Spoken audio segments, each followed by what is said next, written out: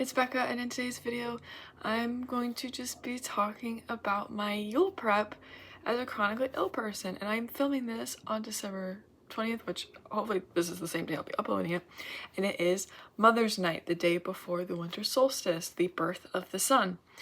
And what I've gathered about today, because last year I also celebrated Yule. I made a whole video about it because I celebrate both Yule and Christmas, and there's still so much about this time of year that I'm learning about and wanting to gain more knowledge of. So like even now, there's still so much I know that I don't know yet.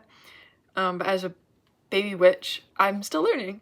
And yeah, so I wanted to film this video to talk about my basic Yule prep, some things that I've been doing to just prepare for this time of year as a chronically ill person, and as someone who has limited things to work with because I don't have a job. I don't really make a significant, I don't make money. I don't make money, okay? And this time of year should not be about money. It's about spending time with people and honoring ancestors, honoring your family, or honoring even yourself, honoring the sun, all those very fun things. So we're gonna talk about my Yule prep, and actually how it ties into today, Mother's Night, because I am seeing a friend later, and I made sure to have I have to actually do something today, but that has more to do with a gift and not really about like the Yule prep itself. But the first thing I did was, for the past few weeks, I've been thinking about my 13 wishes. And if you don't know what that ritual is, you write down 13 wishes and you burn, or in my case, I'm not comfortable doing that without the proper tools. So I personally flush a slip of paper down the toilet every night until there's one piece left, and that is your 13th wish, and that is the wish that you have to take care of. All the other wishes the universe will take care of, but the 13th one, the one that you end up not getting rid of or burning or whatever, that's the one you have to take care of. And I really like that. And I was looking back at my other 13 wishes and seeing like what worked out and what is still brewing. The last time for you, I was like cramming all of my wishes, all of them in one day. Like, yeah, yesterday I did write quite a few, but I did have some ready so it wouldn't be as stressful, because as a chronically ill person, I mean, even if you're not chronically ill, our energies are sacred. But as a chronically ill person, my energy feels even more important and sacred because I don't have a lot of it. So, the next thing is I got ingredients. I got at least some of them, at least most of them. Actually, I might have forgotten some now that I'm thinking about it, but so I'll have to try and grab those at some point. I got ingredients to make 3-ingredient thumbprint cookies. I got my oranges to dry them, and grapefruit, but the grapefruit kind of I really butchered it. So there's not a lot of grapefruit in there, but I want to dry them to make ornaments for people because I have a garland from last year, but that actually ended up falling down. And so I let it go. It fell down a couple days ago, and I was like, that's weird. It stayed up all year. So I'm keeping it down until the winter solstice, and then I'll put it back up because oranges are a great symbol for the sun. Yeah, so just ingredients. And now that I'm thinking about it, I might need to get more vegetable broth. So that's a big yikes on my part, but it'll work out. It'll be fine. I've been taking ideas from social media. Like, there are accounts that on YouTube that have been making videos about how they prepare for Yule, what they do during Yule, and just even they're doing low energy ideas for Yule, which I thought was great, especially for chronically ill people. So I definitely will be utilizing some of those. I took some screenshots so I could go back to it, but I'm still, it's still a learning experience for me. I've been like, I want to have an understanding of what the colors of this time of year mean to me specifically, because, you know, when you Google Yule colors, some of it is going to be the same and then other people are going to be saying different things. So I took what resonated with me. So like red, I put red for prosperity, green for abundance, white for purification, gold for the sun or like radiant energy, and silver for the moon and reflection. I would argue blue should also be included because I very much associate, I mean, blue also with like spring and summer, but I also associate it with winter because I think blue represents our emotions. And I know this time of year it can be very difficult for people, like with seasonal depression or grief or anything like that. So I think blue really does represent our emotions during this time of year. So I'm going to be including that as well. Tea and Rosemary is an account that I found on Instagram, which actually ties into the ideas of social media thing, but she is doing like a special Yule thing where she's going to be guiding people through Yule, which I thought was really cool. And she's doing a Zoom on Mother's Night tonight and on New Year's Day. And there's going to be like a little ritual involved. And I thought that was really cool. So I signed up. It's free. It was totally free, which I think is amazing, that it's not behind a paywall because there are too many of us struggling out here. But I thought that was really cool. So I'm going to be doing that. The ritual for tonight seems pretty basic.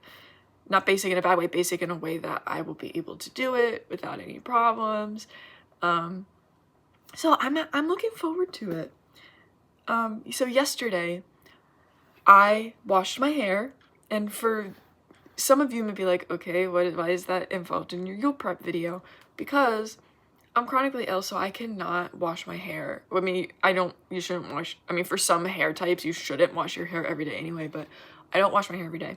Sometimes I wash it every 4 to 5, depending on my energy, 4 to 5 days. And my showering, my bathing in general is tricky because of my energy levels. So it's like, I showered yesterday because washing my hair takes a long time. And I wanted to make sure that was done. So at least for the first few days of this time of year, I wouldn't have to stress about it, especially for the solstice and that sort of thing. Yesterday, I made a curry that I'm going to be eating for tonight because it's Mother's Night. And I wanted to make sure, like at the beginning of it all, I wanted to make sure I had something. But I also did because I got I did get which is something that I always do, so it's not really it doesn't really pertain to Yule prep, but I did get some frozen meals, just some things, so if I'm too overwhelmed, I can just heat something up and that'll be it. Yeah, so it's not much, it's not anything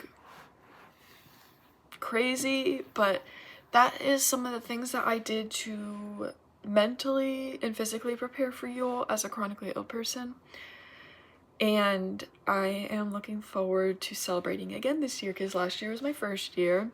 So I'm very much still learning about each day and what it means and what this time of year means.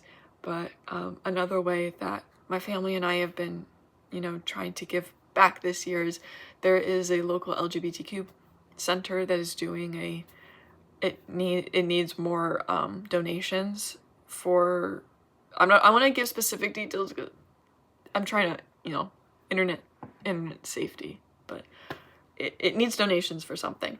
And so I decided to talk with first my older sister and then my mom, my other sister.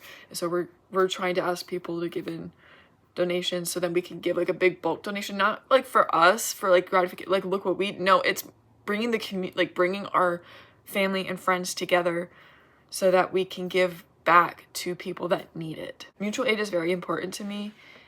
I'm always yelling on the internet saying you got to start showing more mutual aid posts, and I do think that is important, not only to this time of year but in general. So another easy way to prep for Yule: pick a mutual aid campaign and support it. I mean, support it outside of Yule too, because it's not just about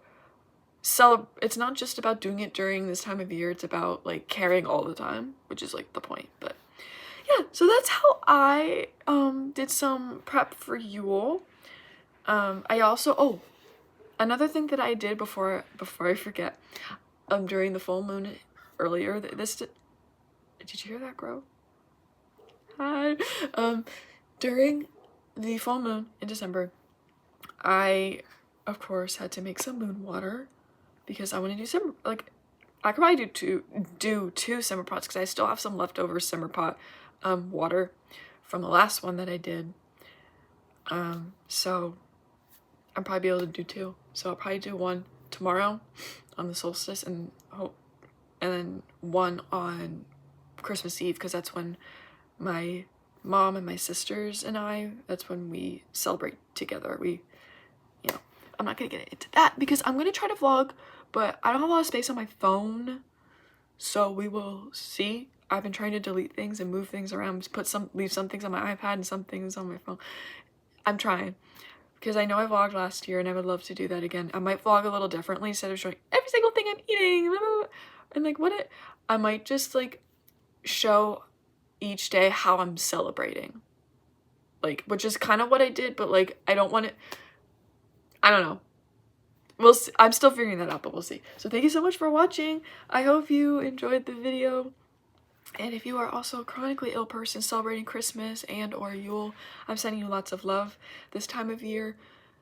And of course, if you're not chronically ill, I'm also sending you lots of love. But really, like, this can be a hard time of year for people who are not able-bodied, because sometimes there's expectations there, and like you may not have as much energy as everyone else around you. And yeah, so I really hope that if you're not chronically ill or disabled, that you understand that this might be an overwhelming time for the people in your life. And I just hope that you treat them with patience, as much patience as you can muster, and kindness, and an understanding that not everyone has the same energy as you. Thanks for watching. If you like this video, give it a big thumbs up and subscribe. I make videos about fandom stuff, disability, lifestyle, pretty much anything and everything that I want to. So yeah, that's it. Thanks for watching. Bye.